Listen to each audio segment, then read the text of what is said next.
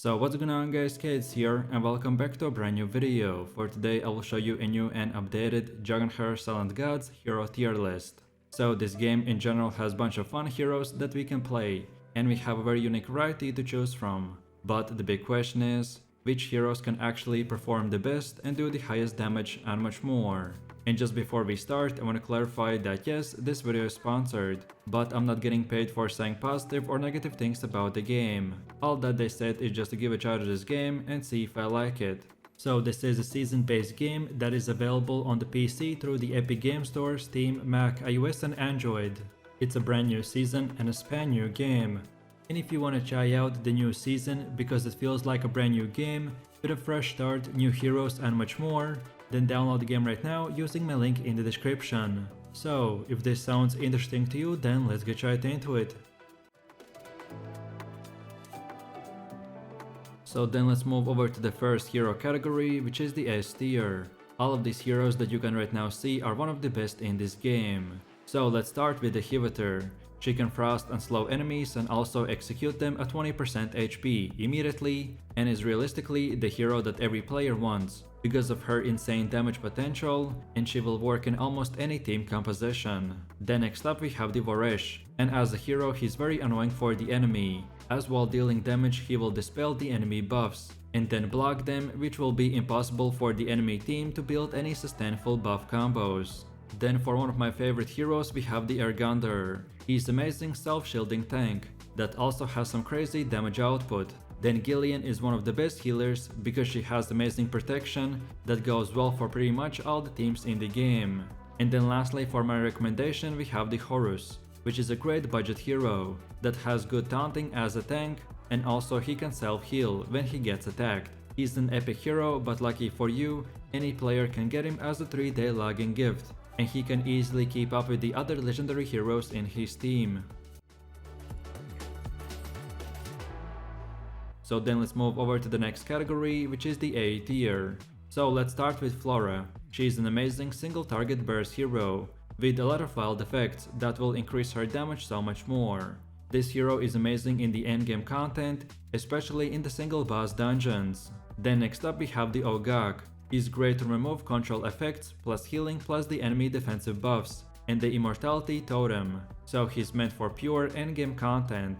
Then the Jarlath is another quite amazing hero with great captain skill. He can as well periodically heal when dealing damage, and he has very good control and damage output. Then next up we have the Taurin. He's great hero to keep up your team alive, although there are few better options, but if you need your front row hero to survive huge bursts and keep him up, then Taurin is the best choice for you. Then for one of the best PvP heroes in this tier we have the Rowena.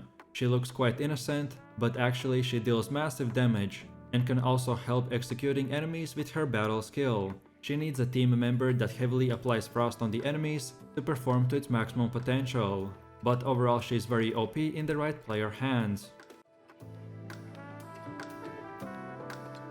So then let's move over to the next category, which is the B tier. As S tier was more focused on damage and tanks, then the A tier was more for support and control heroes. Well, now the B tier is more for all-round budget heroes that are pretty easy to get, and they will carry you all the way to the end game. So we are going to start with Dinasienka, and her captain skill will increase her ATK for all allies in all battles, and it will convert her attack speed into additional crit rate, and even her skills will mainly burst and keep the damage high on the enemy. That works simply great in almost all team compositions. Then Sifris in theory is another great one that can easily avoid death the first time. Then he can even heal and resurrect, but the HP sacrifice that he gets will give you so many squishy situations, and that's why I didn't want to rank him any higher than right now. Then afterwards we have the Kaledo. He's a good healer that overall helps keeping your team alive, and as most of his kit works on target percentage, so he can scale with legendaries and epics very easily. And then finally we have the Utior. He's a challenging boss hero which you can get right now from the Imperial Shadow Recast event. And if you haven't done that already, then watch my video because he's definitely worth to get. And in a quick summary, he can revive, heal block, defense buff, and do some damage that are quite useful to have in the endgame content. So then with all of this said, now let's move over to the next category, which is the C tier. My first hero recommendation is Dilettanter. He's a hard hero to evaluate because some setups will make him gain tons of ultimate energy from the dead enemies, but also it's super RNG. He can apply some nice debuffs and deal solid damage, and sometimes even goes way over his average performance. But if the enemies don't have much energy when they die, then he will not gain much, and in that scenario he will be an average damage dealer, with not great debuffs. Then as far as Nimbus goes, he works a little weird, because he can scale passively over attack speed, and he can lock in on a target. And at the end of the day, this is not a game changer, and his stats are in the same ballpark as most epic heroes, so he's a good hero to have. Then right after him we have the Brownin. He scales good with the automatic damage, and upon a successful dual check by the allies, he can deal pretty decent damage for a rare hero. And then finally we have the Lola. This is my favorite epic hero because she has great captain skill for the extra damage in all battles, and she as well has some good control through the silence and attack debuffs. And on top of all of this, she scales from her allies, so she will deal not much damage if the setup is not right, but if you build her right, then she will target controlled enemies and destroy them very quickly. And then, just before we continue, let me quickly introduce you guys to the new Dragonheir Season 2. So the Season 2 Fall of the Crescent will officially launch on December 15, introducing new sandbox, new strategy, and new optimization experience, and from my personal opinion, it really feels like a brand new game. Players will be able to explore the mysterious islands of the Undercairn in a brand new sandbox mode.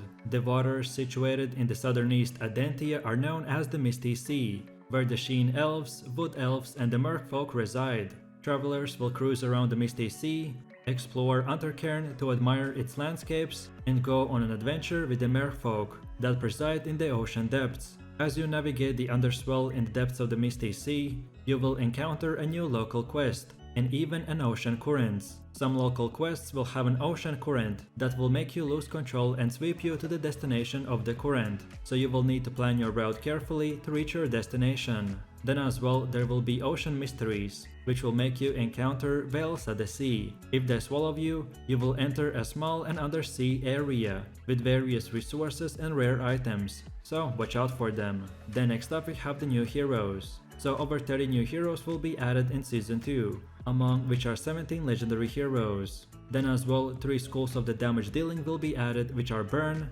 Thunderbolt, and the Ice Blast.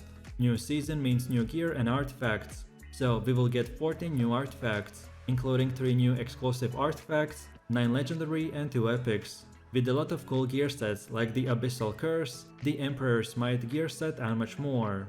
Besides that, Season 2 will introduce new bosses, new elemental pairings, so now the elements will work together with Ice and Radiance, Fire with Necrosis, and Lightning with Poison. On top of all of this, players will be able to travel to the new areas by trying out the new puzzle gameplay to connect all teleport pillars. Then if you want to get the new heroes, you will want to check out the new summoning events, where you will get a chance to get only Season 2 heroes and so much more. On top of all of this, there is a new strategy to develop your new team to conquer the sea. There's also new optimization experience, which includes smoother early game, faster growth, and seasonal benefits like the Fort Faring Summons, which is an in-game event, then Season 1 reward shop, and Season 2 exclusive summon pool. So then for one of the last categories, we have the D tier. So let's start with the Rowena. She looks quite innocent, but actually she deals massive damage, and can also help executing enemies with her battle skill. She needs a team member that heavily applies frost on the enemies to really shine, but overall she has a lot of potential. Then next up we have the Theodore. There are many layers about this hero, and his ultimate and battle skill are very quite rock solid, but the big controversy is his passive. You can use it in a control team to charge up your carry and pop the ultimate quicker. But if the enemy lands control, you will have a bigger ultimate energy reduction on your carry, which makes it a high risk setup. And for the damage he deals, there are other heroes, so I'm obviously not a fan of him for a newer player. And then finally, the last hero that I recommend in the D tier, and it is the Trollgore. He has nice targeting for enemies with the lowest HP, but overall he has the problem that he will consume the frost effects for direct damage so frequently that your frost team will have problems keeping him alive, and the damage he deals there is not quite worth it. So overall this hero is designed to make a Frost Burst team, but he's not the hero to use for every single enemy. So then last but not the least, we have come to the last category, which is the E tier. Overall, all the heroes that you can right now see on the screen are definitely worth this placement. And as there were hundreds of heroes, so if you didn't see your heroes from all the previous categories, then all of the rest heroes definitely deserve to be placed in the E tier. So then for my only two recommendations, we have the Trollgar. He has very nice targeting for the enemy with the lowest HP, but overall he has the problem that he will consume the frost effect too much. So overall he is designed for only frost team. Then next up we have the Tia. She works alright in the early endgame with a wild team as she gains her ultimate energy faster, but other than that she contributes not too much to the team and only deals single target damage. That as a rare hero in Dragonheir just has a limit at one point when fighting against other epic and legendary heroes. So with that said, I really do appreciate everyone for watching guys, and I hope you enjoyed it. If you have any suggestions, feedback or other video ideas like hero guides or beginner tutorials that you would like to see for Dragonheir Silent Gods in the next video, then feel free to leave your comments in the comment section down below. I want to thank again this video sponsor Dragonheir, and don't forget guys to click the link in the description box to download the game and play it for free, because the game is just about to get a fresh start with new storylines, smoother gameplay, faster growth, new heroes and much more, so you definitely want to try this game out. It's a brand new season and a span new game, and don't forget guys to redeem this limited time gift code for awesome rewards. And if you found this video helpful, then please leave like, subscribe and enable that notification bell, so this way you could support the channel and not miss any more upcoming content. With that said, you have an amazing day and I will see you in my next video, so take it easy, peace.